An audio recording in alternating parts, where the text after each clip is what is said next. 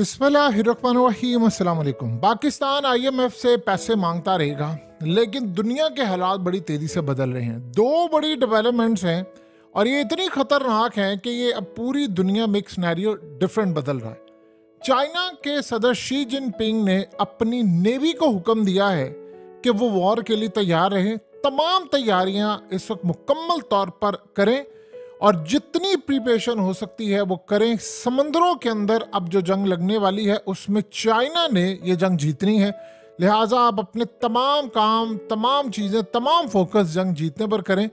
और इस वक्त चाइना की नेवी को हाई अलर्ट करने का फैसला किया गया है और साथ ही समंदरों में उनको एडवांस टेक्नोलॉजी की बदौलत लड़ने के जो ऑर्डर जारी हुए हैं उसमें उन्होंने कहा है कि आपने हर सूरत ये जंग जीतनी है और अब हम जंग के लिए तैयार हैं। नंबर 2 जो सूरत हाल है वो है अमेरिका की जानिब से ये एडवाइजरी जो आपकी स्क्रीन पर चल रही है, ये बड़ी अजीबोगरीब एडवाइजरी है कि उन्होंने अपने जितने शहरी हैं जो रूस में रहते हैं, चाहे वो बिजनेस के लिए गए हुए हैं या किसी और मकसद के लिए, उनको कहा है कि अगले 48 घंटों में रूस में कोई बहुत बड़ा हमला होने वाला है। आपने क्लब्स में नहीं जाना, कंसर्ट्स में नहीं जाना, गैदरिंग में नहीं जाना, जहां पर थोड़ा सा भी रश हो आपने नहीं जाना, और आप घरों में रहे, ऑफिस में रहे, जहां हो सकता है आप गैदरिंग से अवॉइड करें और जो आपको हिदायत मिलेगी हम आपको देंगे, उस पर अमल करें। आप इमेजिन कर लें कि कितना खराब सिनेरियो है। सबसे पहले तो रूस वाले मामले पर बात करते हैं कि देखिए रूस के अंदर इतना अमन है, इतनी वहां सूरत हाल बेहतर है। अमेरिका को कब से फिक्र होने लग गई कि रूस के अंदर मामला होने जा रहा है। देखिए कुछ अर्से पहले आपको याद होगा कि टकर कार्लसन को मारने के लिए एक बंदा आया था और उसने कहा था कि मुझे यूक्रेन से ऑर्डर दिया गया है और मैंने इसको मारना है। अब आप अंदाजा कर लें कि इस वक्त ये जो मामला सारा सामने आया है, कौन दुनिया के अंदर है जो रूस में ये तमाम हरकतें कर सकता, सिवाय अमेरिका के और कोई नहीं कर सकता। अमेरिका ने असल में ये काम किया है। जिसी तरह इस तरह ये काम हो जाता, उन्होंने कहा थी वहां पर कोई बहुत बड़ी दहशतगर्दी की कोई कार्रवाई होने वाली है, लिहाजा आप लोग घरों से बाहर ना निकलें। देखिए जब ये सूरत हाल होती है तो अमेरिका को सबसे पहले पता चल जाता है, यानी रूस की इंटेलिजेंस एजेंसियां झक मारने के लिए बैठी हुई हैं या उनको पता नहीं है कि क्या मामला हो रहा है, कि क्या सूरत हाल है। इनको पता चल गया है, रूस को नहीं पता चला। असल में प्लान ये है कि अब ये को बड़ा हमला, बड़ी तैयारी और बड़ा कुछ करने वाले हैं जिससे इन्होंने पूरे खित्ते को खून में नहला देना है और ये मामला होने जा रहा है। अब इस सारी सूरत हाल में रूस की फोर्सेस मुकम्मल तौर पर इस वक्त हाई अलर्ट हैं। उधर नेटो ने असल में वॉर गेम शुरू कर दिए हैं ईस्टर्न यूरोप में अपने, और सबसे बड़ी बात यह है कि रूस के बॉर्डर के ऊपर अमेरिका के पैट्रियट मिसाइल जो बैटरीज हैं उनको लाकर तैनात कर दिया है कि रूस की जानिब हमला होगा। दूसरी जानिब अमेरिका के न्यूक्लियर मिसाइल जो हैं वो यूरोप की कई कंट्रीज में लाकर इस वक्त डिप्लॉय हो रहे हैं ताकि निशाना रूस हो। रूस के अंदर दहशत गर्दी का उनका प्लान है ताकि रूस को उड़ा दिया जाए और उसके बाद एक ऐसी जंग छेड़ दी जाए कि ना कोई ये बचे ना वो बचे। यानी अब ऐसी सूरत हाल में दुनिया पहुंच चुकी है कि आज नहीं तो कल नहीं तो परसों ये जंग किसी ना किसी जानिब होनी है। रूस ने कहा है कि हम इसका वो हशर करेंगे कि जो सारी दुनिया के अंदर पैगाम जाएगा कि रूस की सरजमीन पर अगर किसी ने कुछ ऐसा करने की कोशिश की तो हम उनको बताएंगे कि किस तरह किसी की सरजमीन पर लड़ाई की जाती है। आप अंदाजा करें जरा, अमेरिका के करतूत चेक करें। देखिए चाइना ने ये जो बात की है कि भाई हमारी नेवी अलर्ट है, वो क्यों की है?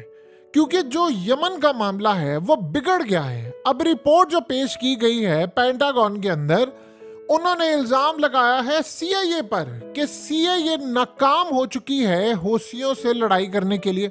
उन्होंने कहा देखिए आर्मी को जब तक या हमारी एयरफोर्स को इंटेलिजेंस मालूमात नहीं होगी हम जाकर हमले कैसे कर सकते हैं। अब सोचे जरा उन्होंने क्या एडमिट किया। उन्होंने कहा जी हमने जाकर यमन के ऊपर हमले किए, लेकिन वो हमले गलत जगहों पर किए। हमने 150 के करीब हमले किए, यानी तकरीबन 3 दफा हमले करने के लिए गए। एक दफा इन्होंने 70 दफा हमला किया, यानी मिसाइल मारे डिफरेंट जगहों के ऊपर। फिर एक दफा 85 किए, यानी इस तरह करके इन्होंने 150 के करीब या इससे भी ज्यादा हमले किए, लेकिन वो सारे गलत साइड्स पर थे। मिसाइल मारते गए, चीजें मारते गए। अब उन्होंने कहा है कि यमन इतनी बड़ी ताकत बना है, अगर ये यमन इतनी ताकत बन रहा था, उसके बाद असला था, मिसाइल थे, टेक्नोलॉजी थी, तो हमारी टेक्नोलॉजी उसके सामने इसलिए बेबस नजर आ रही है कि सीआईए नाकाम हुई है। और पिछले कई सालों से यमन जब इतनी ताकत बन रहा था तो ये लोग उसको समझने में नाकाम रहे और उन्होंने इस पर फोकस नहीं किया।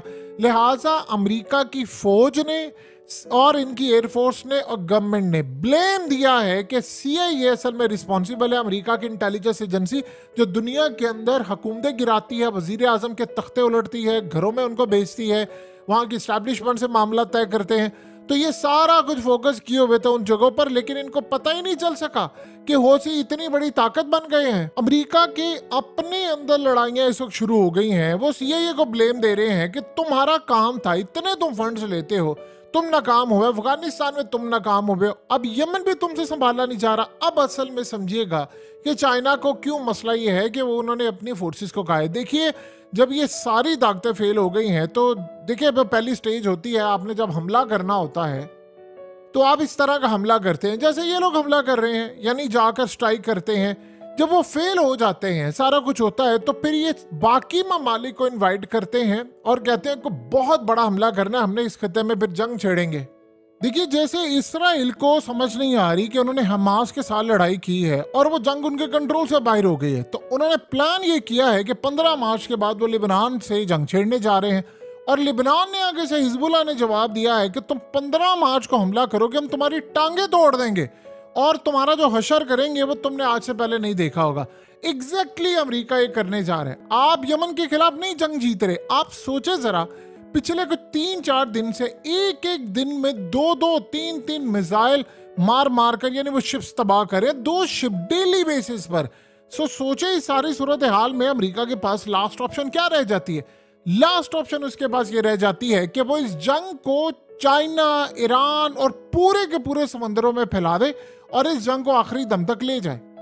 देखिए वो ये भी काम कर सकते हैं। आप सोचो उन्होंने क्या कहा। उन्होंने कहा जी हौसियों ने जो हमारा शिप तबाह किया, जो डुबोया है, वो सीधा जाकर समंदर के अंदर केबल्स पर गिरा है और उसने वहां पर केबल्स को तोड़ दिया है। अब आप सोचें अमेरिका ये भी काम कर सकता है कि वो चाइना के खिलाफ को बड़ा इकदाम कर सकता है, वो केबल्स काट कर भारत को, सबको तबाह कर सकता है और इस लेवल पर पहुंचा दे खुद करके कि ठीक है जी ये हौसियों ने किया है, अब इनके साथ लड़ाई करो। तो ये जो लड़ाई है वो समंदरों में, ये पूरे के पूरे खित्ते में फैल सकती है, पूरे रीजन में फैल सकती है।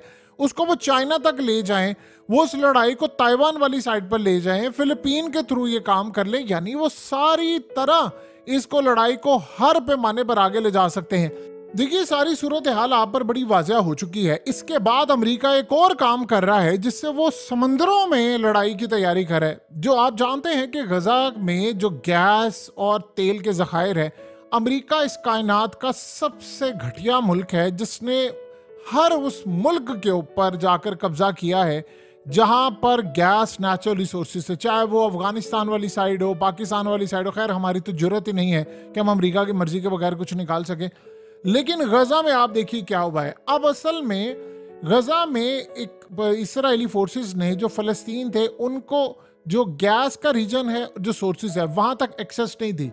अब अमेरिका वहां पर काम ये कर रहा है कि वहां पर एक पोर्ट बना रहा है गजा वाली साइड पर, उसने ऐलान किया है। और ये जो गैस है ये असल में अब वहां से निकाल कर कह रहा है जी मैं आ रहा हूं, क्योंकि इजराइली जाएंगे तो भी लड़ाई होगी।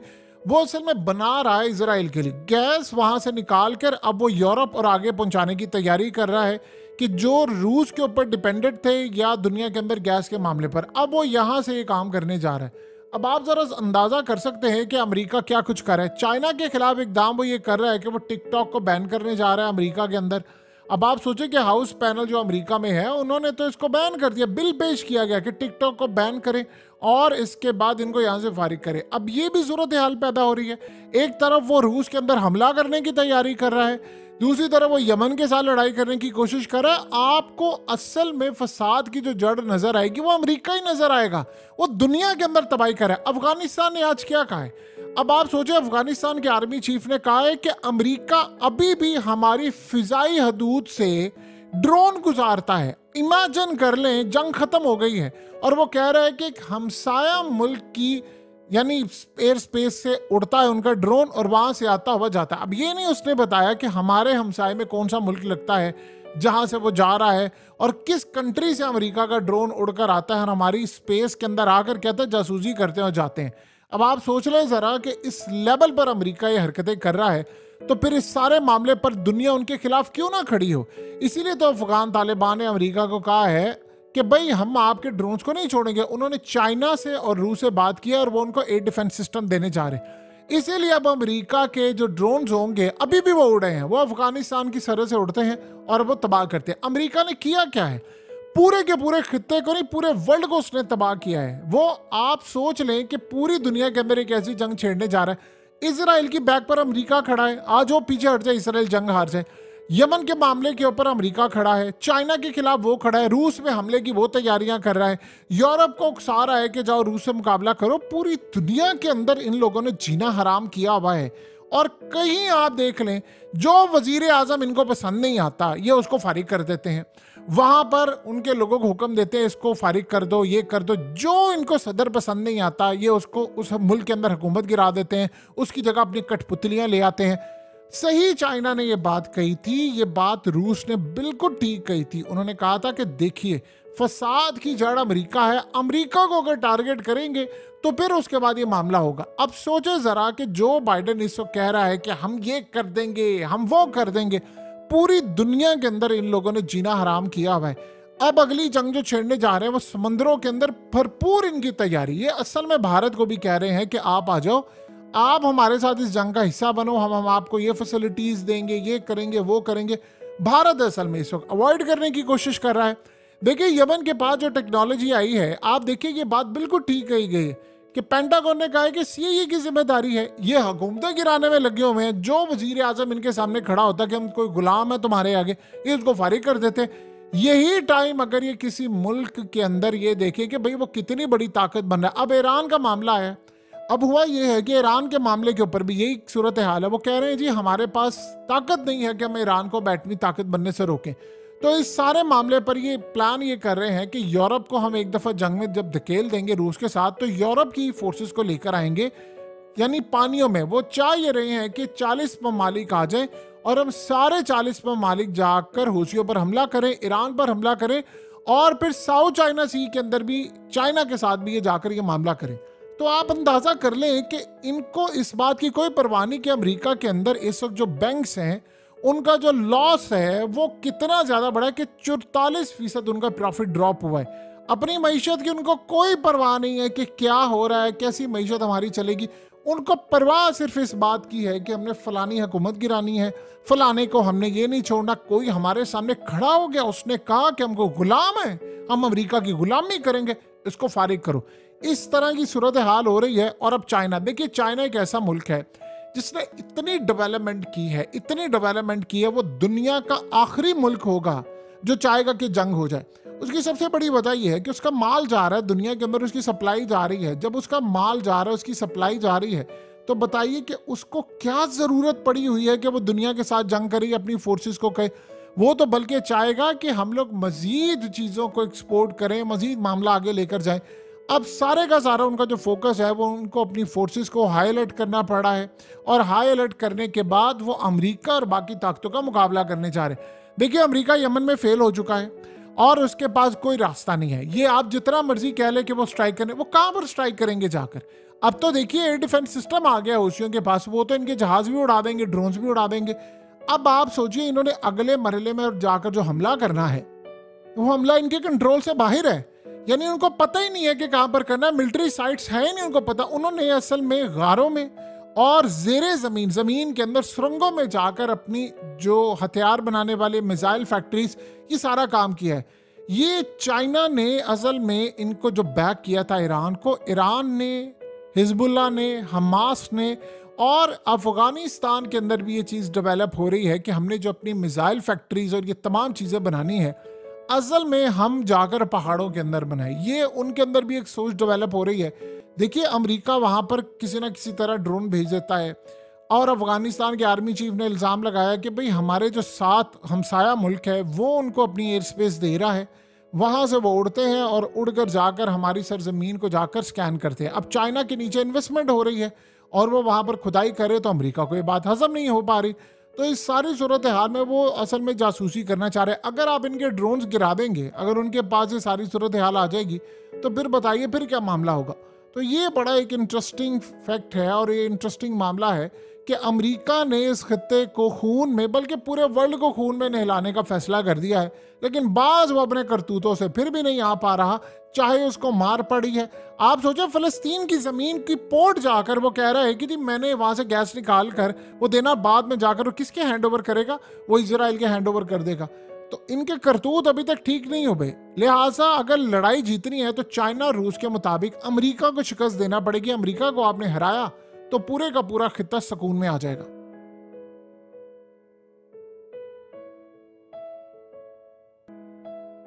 हकीकत टीवी को सब्सक्राइब करना मत भूलें, वीडियो को लाइक करें, शेयर करें और कमेंट सेक्शन में अपनी राय का इजहार जरूर करें।